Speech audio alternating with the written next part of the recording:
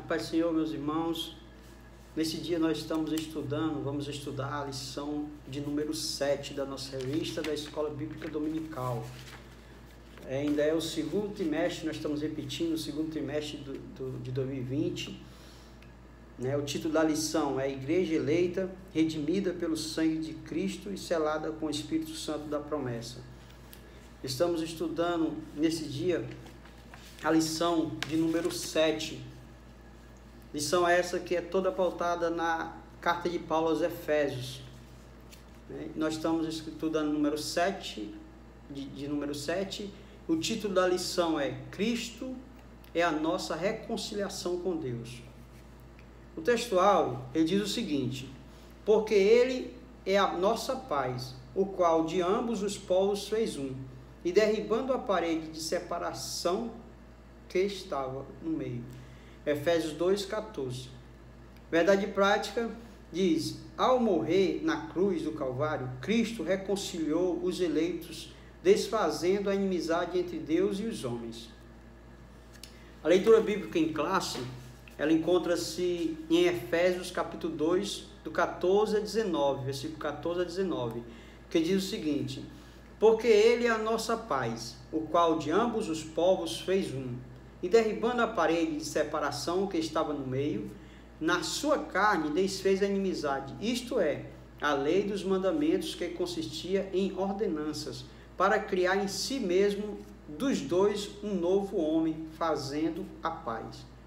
E pela cruz reconciliar ambos com Deus, em um corpo, matando com ela as inimizades. E vindo ele, evangelizou a paz a vós que estavais longe e aos que estavam perto. Porque por ele ambos temos acesso ao Pai em um mesmo Espírito. Assim que já não sois estrangeiro nem forasteiro, mas concidadão dos santos e da família de Deus. Senhor Deus, nós estamos na Tua presença mais uma vez, Senhor, para trazer, Senhor Deus, esta lição, Senhor Deus, que vem edificar nossas vidas, edificar a vida daqueles que vão assistir essa aula.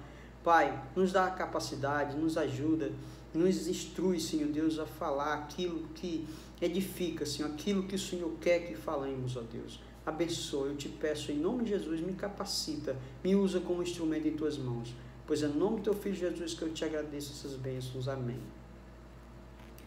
O objetivo geral, irmão, dessa lição é conscientizar que por meio do sacrifício vicário, Cristo desfez a inimizade entre dois povos e criou um, que foi a igreja. Os dois povos aqui que a revista está falando, falando de gentios e judeus. Os dois povos, judeus e gentios. Quem são? Os judeus é todas as pessoas que fazem parte da nação de Israel. E todos aqueles que não fazem parte da nação de Israel, que não são descendentes de Abraão, esses são considerados gentios. Então, todo o resto do mundo são gentios. Então, o que foi que Cristo fez, com isso? Ele uniu, com a sua morte na cruz, ele derrubou a parede de separação que existia entre esses dois povos e uniu, e fez a união desses dois povos e formou a igreja. Foi isso que Jesus Cristo fez. E essa lição, ela vai conscientizar-nos disso, do qual o propósito do sacrifício de Cristo na cruz do Calvário, Foi reconciliar o homem com Deus, toda a humanidade, e unir esses dois povos que viviam em desarmonia, Porque a promessa diz respeito ao povo judeu, mas enquanto a igreja, aos gentios, não tinham acesso nenhum a essas promessas, mas nós sabemos que isso já estava no plano de Deus. Esse mistério era oculto até Cristo Jesus, mas quando Cristo veio, esse mistério foi revelado. E Paulo, como sendo o apóstolo Paulo, como sendo o apóstolo dos gentios, Deus revelou a ele esse mistério e ele compartilhou isso com muita alegria com os irmãos de Éfeso, e que serve para nós hoje também, que somos gentios também convertidos a Deus, formamos nós a igreja de Cristo também. E esses ensinamentos estão hoje para nos orientar para nos mostrar o que foi que Cristo fez por nós. Nós não tínhamos nenhuma esperança, nós não tínhamos nenhuma tipo de... nós não tínhamos nenhum direito em relação às bênçãos espirituais, né, em relação às promessas que Deus fez a Abraão, né?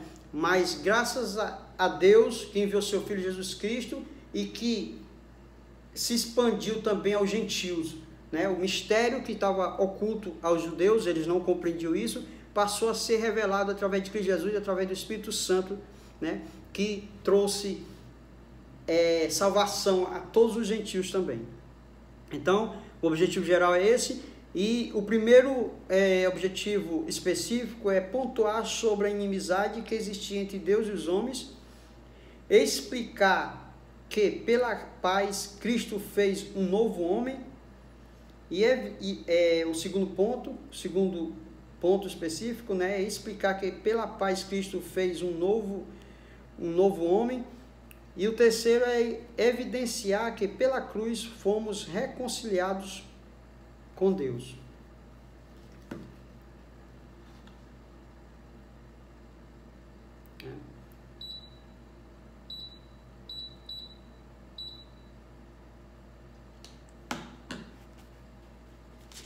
E a introdução da lição ela vai dizer o seguinte: se na lição anterior analisamos o antigo quadro desolador acerca dos gentios, em que o apóstolo Paulo descreveu no capítulo 2, né, do versículo 11 e 12, nesta nós veremos que houve uma significativa mudança na sequência no capítulo 2, no versículo 13. Né, Paulo usa a expressão adversativa para expressar algo que mudou, né? Ele diz assim, mas agora, né, para indicar que algo aconteceu e alterou a situação dos gentios. Ele explica que essa mudança repousa na obra de Cristo, na obra que Cristo realizou. Vós, que antes estavas longe, já pelo sangue de Cristo chegaste perto. Na presente lição estudaremos os desdobramentos desta mudança. Então, aqui já na introdução, né, quando Paulo vai falar aqui no capítulo 13, ele diz, né, mas agora, para identificar que algo aconteceu. Porque na lição passada vemos o quadro dos gentios, né? Como que era os gentios sem Deus, né? A condição dos gentios sem Deus era totalmente um quadro deplorável. Os gentios não tinham esperança, não tinham nenhuma promessa de Deus relacionada a eles. Mas Paulo, escrevendo aos Efésios, ele começa a explicar. Ele que teve essa revelação de Deus, ele compartilha com os irmãos para que os irmãos fiquem alegres, felizes, não fiquem tristes. Eu até acredito que quando Paulo escreve, ele escreve essa carta da prisão, né, quando ele está preso em Roma, por volta do ano 62, 63 depois de Cristo. Eu até acredito que ele tenha escrito essa carta numa forma de confortar esses irmãos, para que eles não entrem em tristeza, em desespero, porque Paulo está preso. Eles tinham muito amizade, esses irmãos tinham uma amizade muito profunda com Paulo. Paulo ele teve em Efésios por cerca de 3 anos, né, na igreja de Éfeso. Ele esteve lá presente, orientando esses irmãos. E agora Paulo está preso, mas ele não deixa de escrever esses irmãos, orientando eles, mostrando para eles, para que eles permaneçam fiéis a Deus, porque agora eles são gentios, mas convertidos, agora eles são igreja de Cristo. Eles agora adentraram a promessa de Deus através de Cristo Jesus.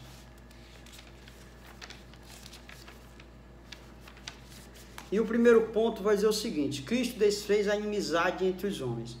O exclusivismo religioso criou inimizade entre judeus e gentios. Neste ponto, veremos o que Cristo fez para dar fim a esse litígio entre os homens. Né? O que foi que Cristo fez para dar fim a essa inimizade entre judeus e gentios? Né? Foi a sua morte na cruz. Nós vamos ver aqui para frente. Aí Paulo usa a expressão aqui, a parede de separação entre os homens. Trata-se de uma analogia com as muralhas do templo em Jerusalém. A estrutura da construção revela o exclusivismo religioso do judaísmo. Entre o santuário, né, e o átrio dos gentios havia um muro de pedra com a proibição de acesso aos estrangeiros. O extremismo judaico quanto a esse aspecto levou Paulo à prisão quando ele foi acusado de permitir um grego ultrapassar essa barreira.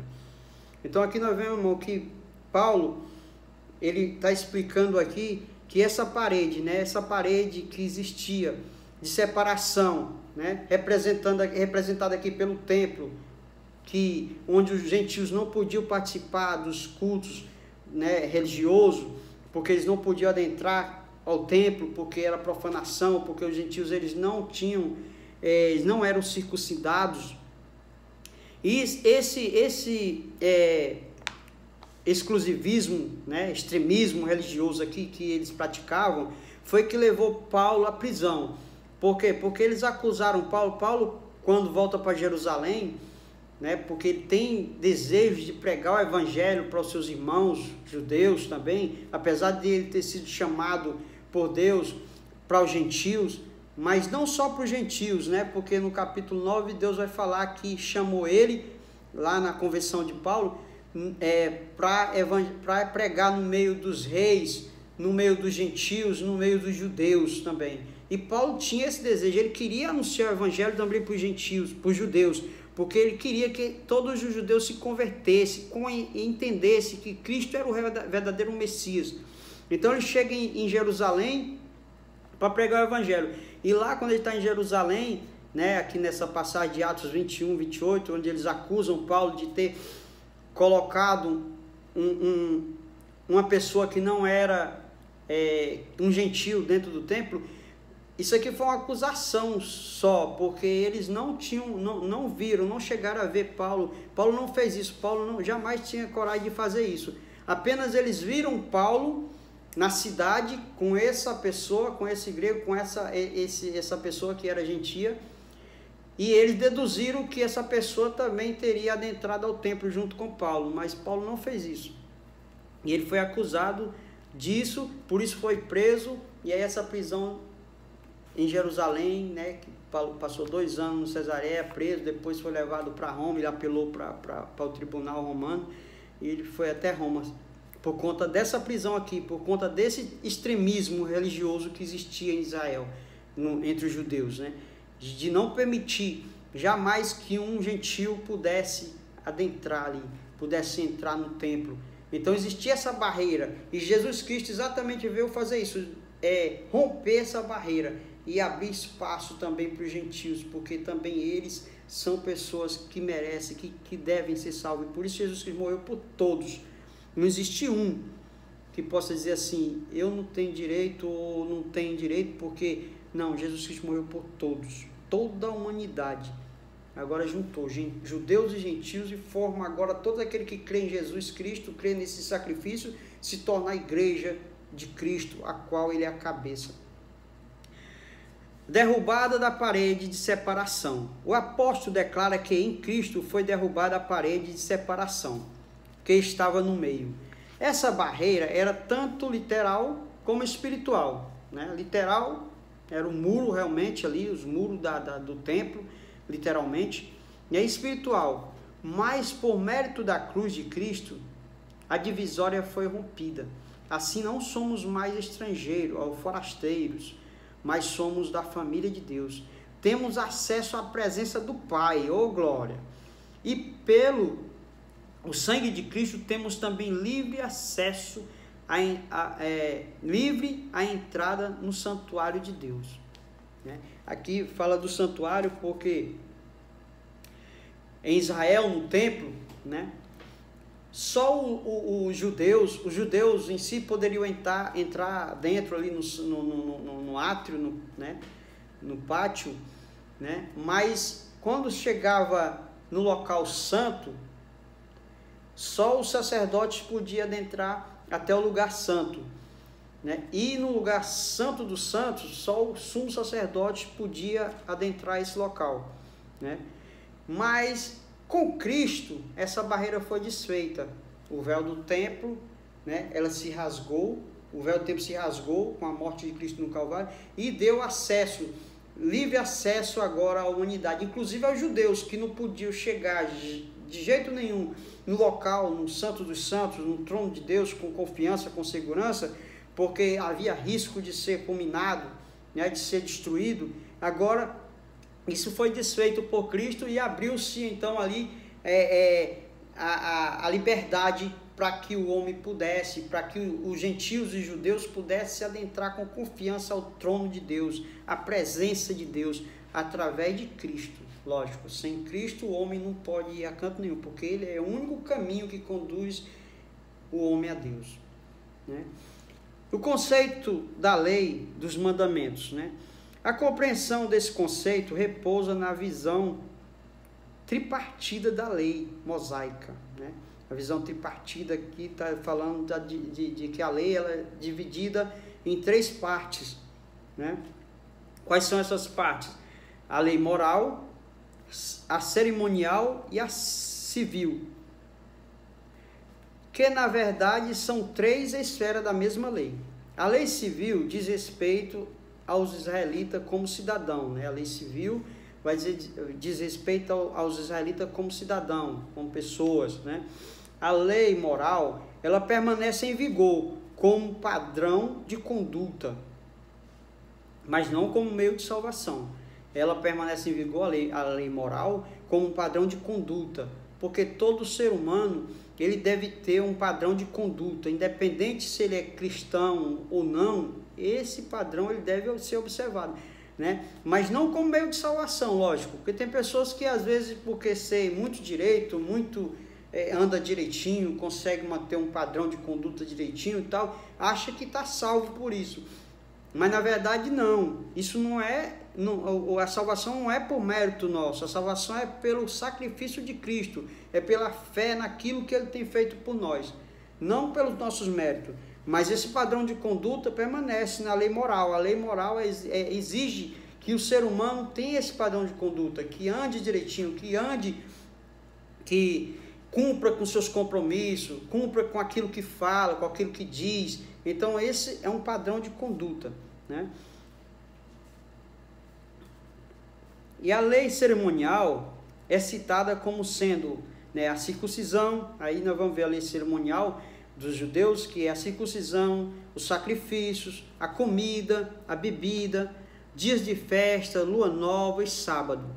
Esses ritos identificavam a posição do povo judeu diante de Deus e demonstravam a hostilidade para com os gentios. Então, todos esses aspectos aqui, todos a lei cerimonial, né, os cultos religiosos, né, os sacrifícios, tudo isso era que fazia diferença entre os judeus e os gentios. Apesar de que os gentios também, né, a gente vê os povos pagãos que sacrificavam, mas eram sacrifícios a deuses pagãos, a deuses a deuses não verdadeiro, o Deus verdadeiro, mas um Deus pagão. Então esse sacrifício, inclusive eles sacrificavam até seres humanos, filhos e tudo, mas o sacrifício verdadeiro ao Deus verdadeiro, os gentios eles não tinham acesso a isso, eles não podiam, até porque o único local que poderia se adorar a Deus, estabelecido por Deus, era o templo, né? Era a sinagoga, era o tabernáculo antes do templo e depois o templo que foi construído por Salomão em Jerusalém. Aí esse lugar passou a ser o local, inclusive, de adoração a Deus. Já para que os judeus não adorassem em outros lugares. Nós vemos que os judeus, né, quando se desobedecia a Deus, passavam a adorar em vários lugares onde não era permitido. Mas o local certo de adoração a Deus era no templo, né?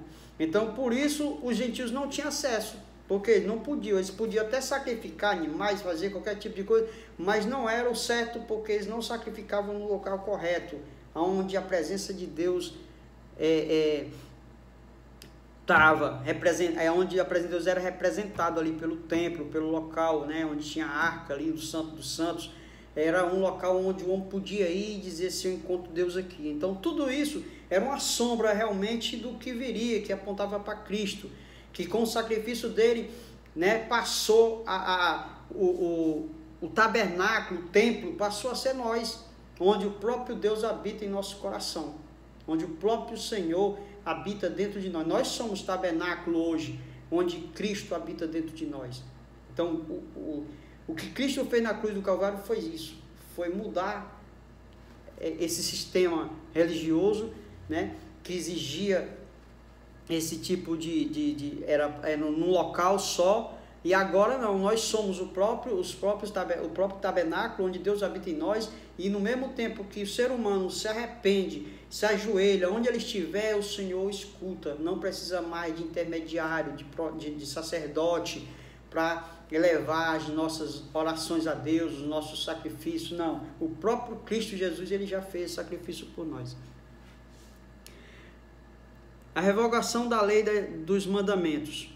A eliminação das barreiras que dividiam judeus e gentios se deu pela revogação da lei dos mandamentos, que consistia em ordenanças. Essa revelação não traduz o que Jesus disse, não contradiz o que Jesus disse. Jesus disse, não vim para revogar, mas para cumprir a lei. Jesus não veio revogar, ele veio cumprir. Ele foi o único que pôde cumprir toda a lei. Por quê? Porque o ser humano era incapaz de cumprir a lei. O ser humano, por mais que ele se esforçasse, ele jamais cumpriria a lei. A lei ali, ela veio, como Paulo diz, para mostrar que nós éramos falhos demais.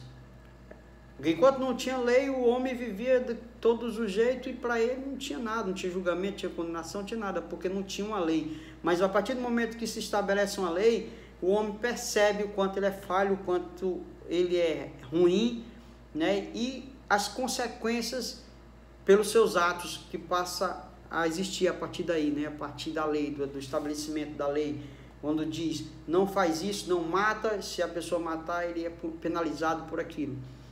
Então a lei vai mostrar para o homem que ele está errado, que ele é pecador.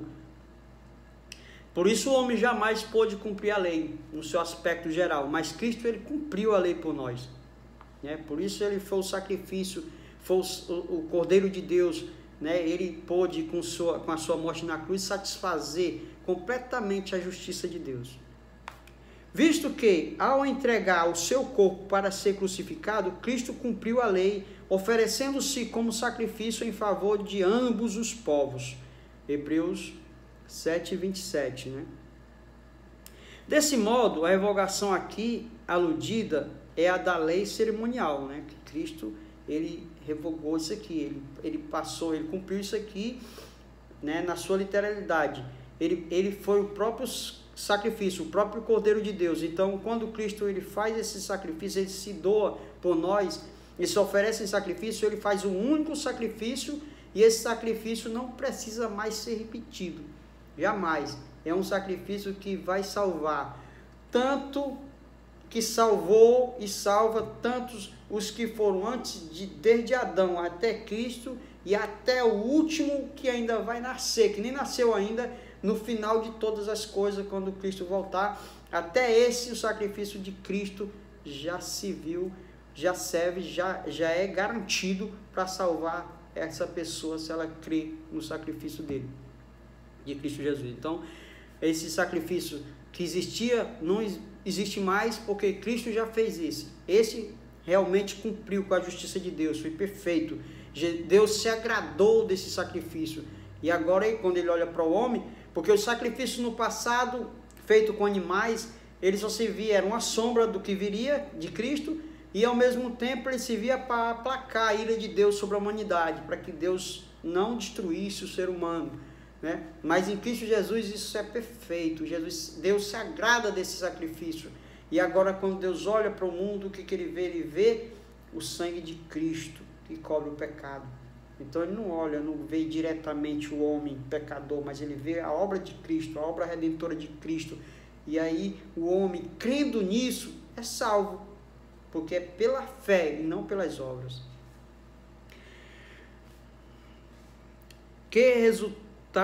A lei cerimonial que resultava em separação entre judeus e gentios. O ato de Cristo oferecido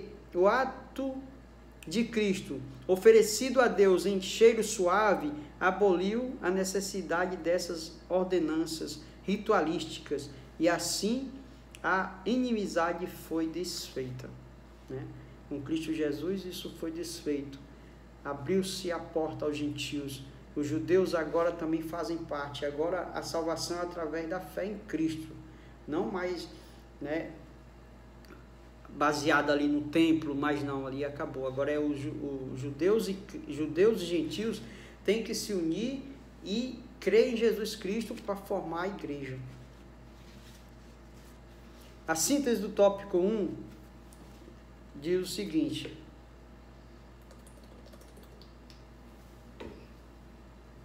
a síntese do tópico 1 diz: a obra expiatória da cruz de Cristo retirou a barreira que existia entre os povos e aboliu as ordenanças que eram agentes da inimizade entre judeus e gentios. O segundo ponto vai dizer o seguinte: pela paz Cristo fez um novo homem. A partir da expiação na cruz, a paz foi proclamada. De ambos os povos, judeus e gentios, Cristo fez uma nova humanidade. Conceito bíblico de paz, né? De forma geral, a paz é descrita de boas relações, né? Que é paz. Paz é ter boas relações, né? Do fim de um conflito, do estado de tranquilidade, né? E de uma qualidade espiritual, né? Aquela paz com Deus na alma. Você sente a paz, você sente que foi perdoado, você sente que realmente aquela culpa não te incomoda mais porque Cristo já te perdoou. Isso é paz, né? Paz, relação entre pessoas, né? No aspecto geral, paz é isso, né? A ausência de guerra, né? A ausência de conflitos, isso é paz. E quem proporciona essa paz é só Cristo Jesus. A verdadeira paz é Cristo Jesus. Há umas falsas paz por aí, tudinho, mas é falso. A verdadeira paz é proporcionada por Deus através de Cristo. Nas passagens em apreço, o apóstolo ressalta a paz conferida por meio de Cristo, né? Sua morte na cruz desfez a nossa inimizade com Deus e com os homens. A inimizade com Deus, ela existia desde o Éden, quando Adão peca, causou essa separação, essa inimizade. Adão teve que ser expulso do jardim, da presença de Deus, né? Mas Deus, ele providencia meios para se relacionar com esse homem, mesmo ele perdendo essa comunhão. O nosso Deus, que é misericordioso, riquíssimo em misericórdia, providencia meios para manter ainda uma relação com esse homem, para que ele não se perca na sua totalidade. E quais são esses meios que Deus providenciou? Ele sempre chamou um homem, né? Aliás, nós vamos ver, depois de Adão, nós vamos ver Sete, nasceu a terceira geração de Adão, Sete, e depois a quarta geração, Enos. Se começa a invocar o nome de Deus na terra, tornar presente, é buscar a presença de Deus, né? E nesses homens aqui, Deus que procurou, Deus que quis fazer isso na vida dessas pessoas, para que eles fossem um exemplo na sua época, na época no contexto que eles viviam, de pessoas que realmente temem a Deus. Deus providencia esse meio para que o homem nunca viva no mundo sem ter um conhecimento de que realmente Deus existe e que ele precisa viver uma boa conduta diante das pessoas, né? Então Deus providencia meio, a gente vai ver isso aí, Deus vai sempre chamando até, né? Noé, quando o mundo é destruído, né? E lá no dilúvio, Deus poupa Noé com a sua família. Diz o texto que em sua geração ele era justo, e Noé achou graça aos olhos de Deus. Então, daí para cá, de Noé para cá, vem, né? Até chegar Abraão, Isaac, Jacó, os 12 filhos, e aí forma a nação de Israel. Agora não é mais uma família que representa Deus para as pessoas aqui, para o mundo, mas agora é uma nação inteira representando Deus para o mundo todo. Esse era o plano de Deus, que Israel fosse esse exemplo para as pessoas, para o mundo, para que o mundo pudesse reconhecer Deus em Israel e quisesse também fazer parte, adorar esse Deus, né? Mas infelizmente não foi assim. Sempre nós vamos ver que Israel sempre falhou, mas aprove a Deus que sempre perdoou Israel, sempre está do lado deles, né? E até Cristo Jesus vir, né? E agora a igreja, que foi levantada por Deus para ser o exemplo para o mundo também. Então a igreja hoje precisa ser esse exemplo de boa conduta, exemplo de seres humanos que andam direito diante de Deus, que são luz, que brilham no meio das trevas. Então a igreja tem esse compromisso hoje de ser luz, de ser diferenciada, de as pessoas olhar e ver a diferença, de ver realmente que ali é um homem de Deus, ali é uma mulher de Deus. A igreja tem que ter essa diferença, tem que fazer essa diferença. Nós temos que fazer a diferença, né? Para que o mundo veja e perceba que precisa realmente de Deus para andar de forma adequada. Não para ser salvos porque praticamos o bem, mas praticarmos o bem porque já fomos salvos por Deus.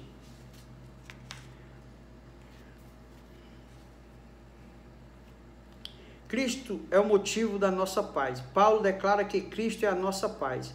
Essa expressão aponta para uma conotação mais profunda, pois Cristo não é apenas o autor da paz, mas literalmente a nossa paz. Ele não é só o autor, ele é a própria paz. Ele é a nossa paz verdadeira, ele próprio é a paz. Isso implica o conceito de comunhão espiritual, ou seja, Cristo habita em nós, sendo Ele mesmo a nossa paz. Por isso temos que ter paz dentro de nós, porque se temos Cristo, se acreditamos em Cristo, se temos Ele em nosso coração, nós temos que ter paz. Embora aconteça alguns momentos difíceis que nós possamos ser abalados e tal, mas quando temos Cristo em nossa vida ela é firmada. A Bíblia diz que os que confiam no Senhor, eles são como os montes de Sião, que não se abalam, mas permanecem. Porque pode até vir um abalo, mas nós confiamos em Deus. Então, quando confiamos em Deus, a nossa fé é estabelecida, nossas bases se mantêm e nós não nos abalamos, porque Ele está conosco. Essa paz repousa na igreja entre o crente e Deus, e entre judeu e gentio. Agora, um único povo em Cristo Jesus, judeus e gentios, a igreja, um único povo. A nova humanidade formada pela paz. Cristo uniu os povos que outrora se hostilizavam, né? Para criar em si mesmo dos dois um novo homem, fazendo a paz. Essa unidade não foi o resultado de algum acordo firmado entre homens. Isso aqui não foi uma paz firmada pelo Conselho da ONU, não. Isso aqui é uma paz estabelecida pelo próprio Deus. A verdadeira paz é Ele quem garante. O homem procura paz em todas as formas, mas não passa de uma paz falsa, que qualquer motivozinho estoura uma guerra. Não, a paz verdadeira está em Cristo. O mundo todo só não está em paz verdadeira porque não crê, não quer vir para Cristo, não quer acreditar em Jesus, não quer aceitar Cristo nos seus corações. Se o mundo cresce em Cristo, desse ouvido à palavra de Deus, se o mundo aceitasse a Jesus Cristo, se o mundo cresce em Deus, se as pessoas que governam buscassem a Deus verdadeiramente antes de governar, pedisse autorização, pedisse orientação a Deus, eles governavam de forma melhor, de forma humana, de forma perfeita. Mas infelizmente o homem não quer saber de Deus, e por conta de não querer saber de Deus é que vive esse caos no mundo todo, porque a verdadeira paz está em Cristo e o mundo não quer Cristo. E se não quer Cristo, logo não tem paz. A paz que existe é uma falsa paz, né? A paz verdadeira está em Cristo. Então, se o mundo quiser paz, busque em Cristo. Busque em Jesus Cristo a verdadeira paz.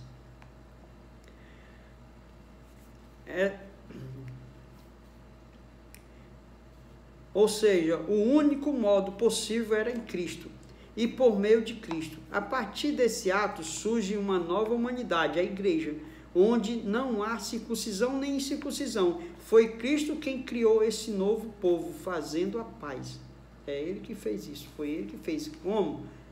Dando a sua vida, entregando a sua vida, se fez maldição por nós, morreu em nosso lugar, porque o ser humano é que tinha que morrer pelo pecado, né? Porque a Bíblia diz que o salário do pecado é a morte. E Jesus Cristo, que nunca pecou, por que ele foi morto? Porque ele assumiu o nosso pecado, ele assumiu a nossa culpa, por isso que ele foi morto por nós. Nele as desigualdades foram eliminadas, né? A acepção de pessoas desfeitas, a etnia e a classe social desaparecem. Então não há raça, não há branco ou preto nele, todos são iguais perante Deus, todos. Não existe distinção, não existe acepção de pessoas. O nosso Deus morreu, o nosso Jesus Cristo morreu por todos. A síntese do tópico 2 diz: a paz conquistada por Cristo possibilitou a comunhão com Deus e a união entre os povos. Essa nova humanidade tem paz com Deus e uns com os outros. Não é só uma paz que dizemos que ter com Deus e às vezes não temos paz com os outros não, viu? Às vezes as pessoas se enganam, tentam se enganar, porque às vezes não consegue ter paz com o vizinho de jeito nenhum, mas diz que tem paz com Deus. Não pode, não dá certo, porque a nossa paz com Deus, ela depende, né? A nossa paz com Deus, ela é na vertical e depende da horizontal também, depende dessa paz com o homem aqui na terra, com nossos vizinhos, nossos amigos. Nós temos que ter essa paz. Para ter paz com Deus, nós temos que estar igual aqui também, ter paz. Não posso ter paz com Deus quando eu não tenho paz com o meu vizinho do meu lado. Não existe. Eu não consigo me relacionar bem com o meu vizinho. Não gosto dele, eu não perdoo. Não pode. O cristão, ele tem que perdoar. Por mais que o vizinho possa ser uma pessoa chata, complicada, você deve amar do mesmo jeito, porque você não foi diferente e Deus lhe amou assim mesmo. Você pensa que era uma pessoa boa?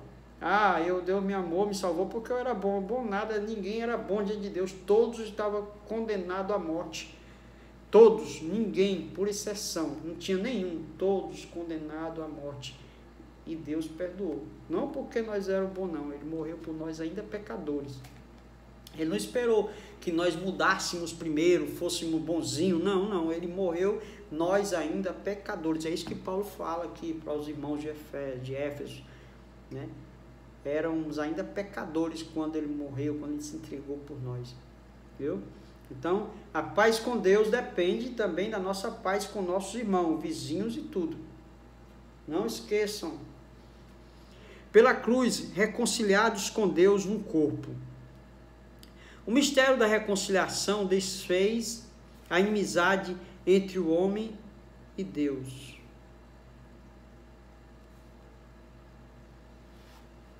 Entre o homem e Deus, bem como entre os homens. O mistério da reconciliação desfez a inimizade entre o homem e Deus. Bem como entre os homens, essa dádiva foram possível por causa da cruz de Cristo. Irmão, deixa eu ler de novo. O ministério da reconciliação desfez a inimizade entre os homens, entre o homem e Deus. Bem como entre os homens, essa dádiva foram possível por causa da cruz de Cristo. Então, essa dádiva só foi possível por causa da cruz de Cristo. Cristo se fez maldição por nós, o que eu acabei de falar, né? Ser condenado à morte de cruz era um sinal de maldição, de uma profunda humilhação. O réu era açoitado por um chicote de várias tiras de couro e acompanhado de chumbo ou osso nas pontas. Em seguida, era obrigado a carregar publicamente a sua cruz até o local da execução. Por essa razão, a cruz era escândalo para os judeus e loucura para os gentios. Você percebe aí que Jesus Cristo sofreu o que ele passou por nós. Nós precisamos entender isso. Paulo, quando ele escreve aos irmãos de Éfeso, ele está escrevendo, orientando, mostrando para eles o que foi o sacrifício de Cristo, que foi algo valioso. O que ele fez por nós é algo que não dá para comparar. Jamais alguém poderia pagar por isso. E se nós meditarmos nisso, nós só temos a nos humilhar diante de Deus e pedir perdão todo instante, porque somos ruins, pecadores, porque o que ele fez por nós é grande e é maravilhoso. Nós não teríamos motivo para viver triste, não teríamos motivo para andar choramingando de forma nenhuma, mas temos motivo de sobra para viver glorificando a Ele, dizendo: Senhor, muito obrigado, porque eu não mereço nada, mas Tu fizeste esse tão grande sacrifício por mim. Muito obrigado, Senhor. Percebe aí o que Ele passou, a morte de cruz, como é que era.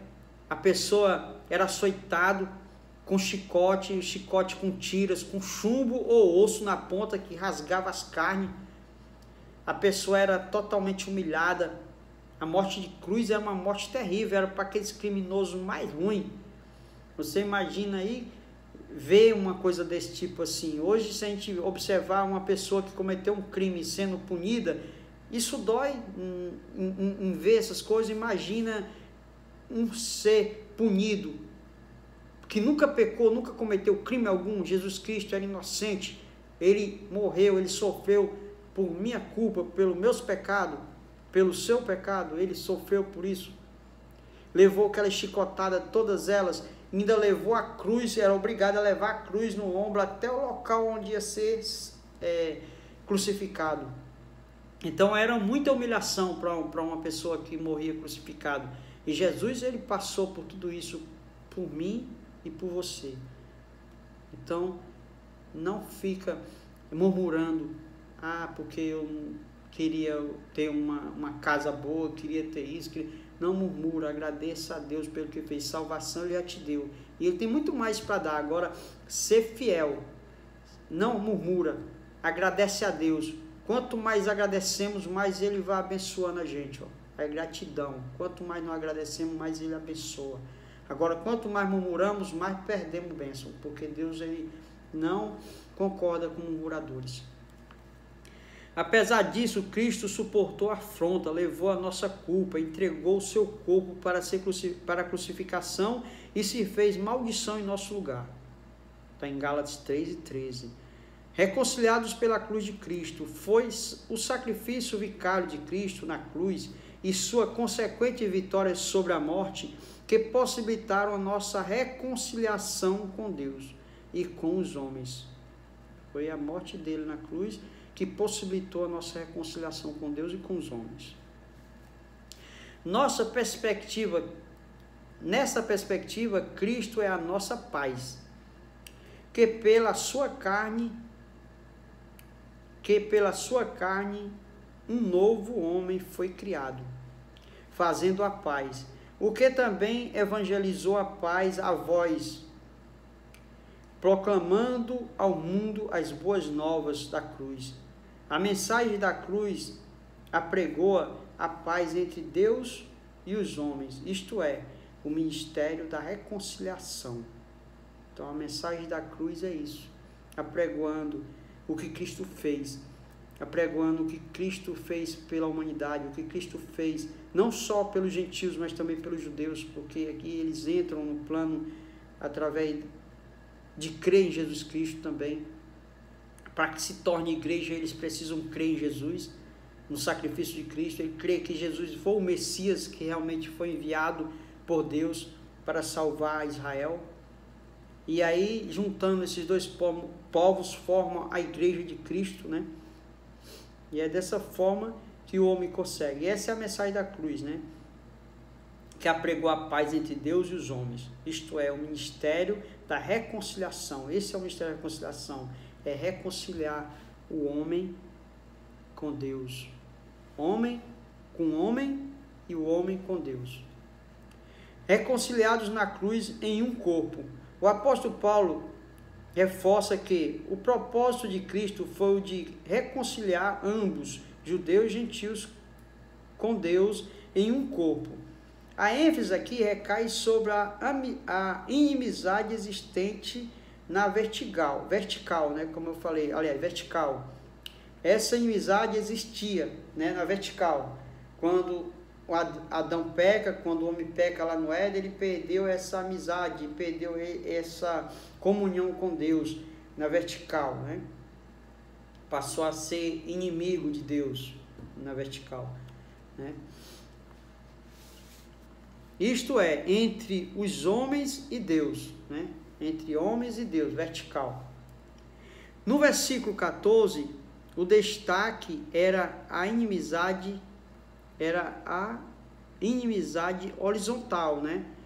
Que quer dizer entre judeus e gentios. Então existia essa inimizade entre judeus e gentios e a inimizade entre Deus e o homem na vertical. É como eu falo, né?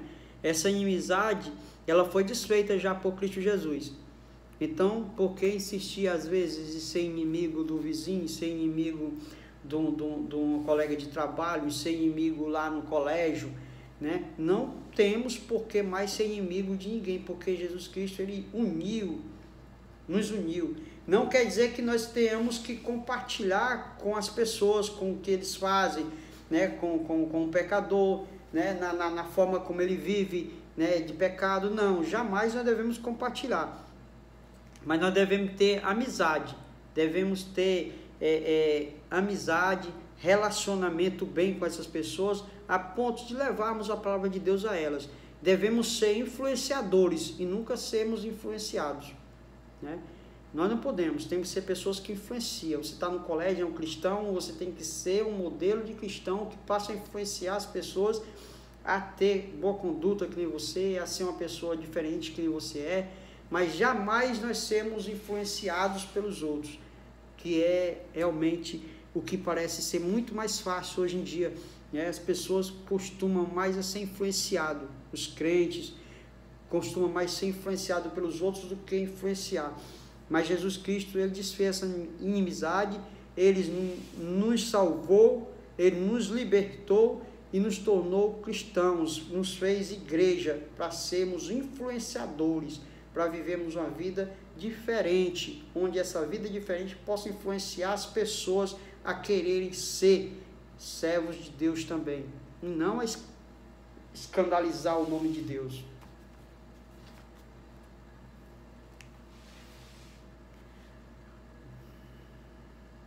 No versículo 14, o destaque era inimizade na horizontal, quer dizer, entre judeus e gentios. De forma que a reconciliação deve ser duplamente compreendida, né? Das duas formas, a reconciliação duplamente compreendida. Deus reconciliou judeu com gentil e reconciliou a morte de Cristo, com o sacrifício de Cristo, reconciliou o homem com Deus. As duas inimizades foram desfeitas quando Cristo levou nosso pecado no madeiro. A ira de Deus, que por causa dos pecados estava sobre nós, foi cravada na cruz. Assim, a reconciliação foi concretizada pela cruz, gerando um novo povo, num único corpo, a família de Deus, a igreja de Cristo. Aleluia, Deus. E a síntese desse tópico diz o seguinte: o ministério da reconciliação ao restaurar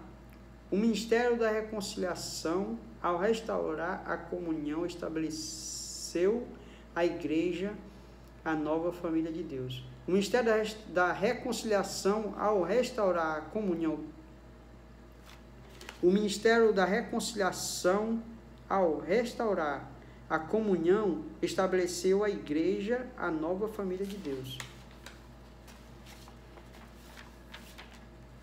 A conclusão diz o seguinte: em obediência ao plano divino, Cristo cumpriu as demandas da lei na cruz. Em seu sacrifício derrubou as barreiras e aboliu as ordenanças cerimoniais que serviam de divisão por meio da paz conquistada no madeiro, desfez a inimizade, criou uma nova humanidade e a reconciliou com Deus. A partir dela formou um novo povo, a igreja, o corpo de Cristo. Amém, irmão? Que você possa meditar nessa lição. Tenha a lição em casa, estude mais. Vamos viver uma vida realmente de temor a Deus. Vamos viver uma vida de exemplo, né? Que sejamos pessoas que passem a influenciar neste mundo e não sermos influenciados pelo mundo. E aqui eu agradeço a oportunidade em nome de Jesus Cristo. Amém.